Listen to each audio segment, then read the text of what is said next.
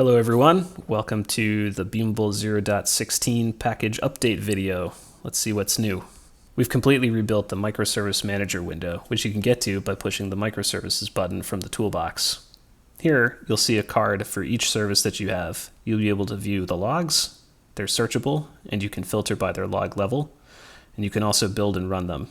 There's also an advanced drop-down here that'll let you run Docker tests, launch a console into the Docker container, view your local documentation, or even copy a Visual Studio debugging configuration. When you start and stop your game in Unity, all of your scripts will get reloaded so that each play session is a brand new slate.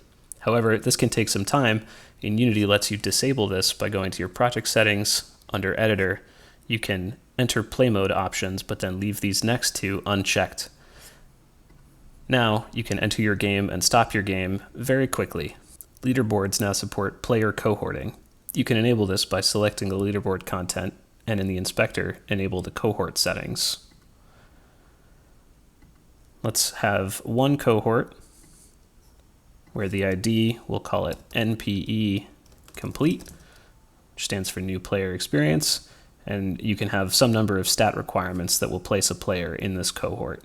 Maybe for this example, I'll say the stat of NPE must equal 1.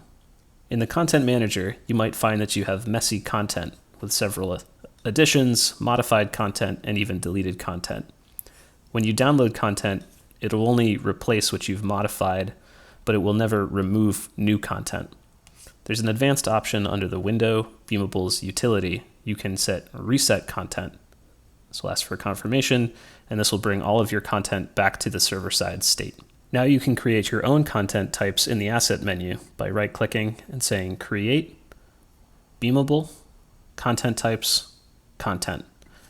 Just go ahead and name your script like anything else. I'll call mine Sample Content. Now your Sample Content script is ready to go, and it has the default content ref and content link classes already prepared for you. We've added a few new commands to the admin console to support the content workflow. If you run your game and open the admin flow, at the very top you'll see that we have a few new commands: get content and list content. List content will show your content manifest, and get content will show the actual JSON for a specific piece of content.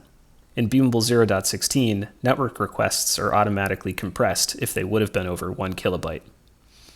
This means that you can have larger network requests and they'll be faster. And now it's time for Beamable's bonus tip. When you publish content to Beamable, it actually gets serialized to a special form of JSON.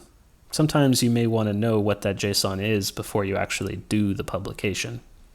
Find any piece of content, and in the inspector on the advanced dropdown, you can click Serialize to Console, and that'll actually show you the specialized JSON in your console, so you can copy and open this in a JSON editor and help debug any problems you might be experiencing. That's everything new in Beamable 0.16. Check back soon for Beamable 0.17.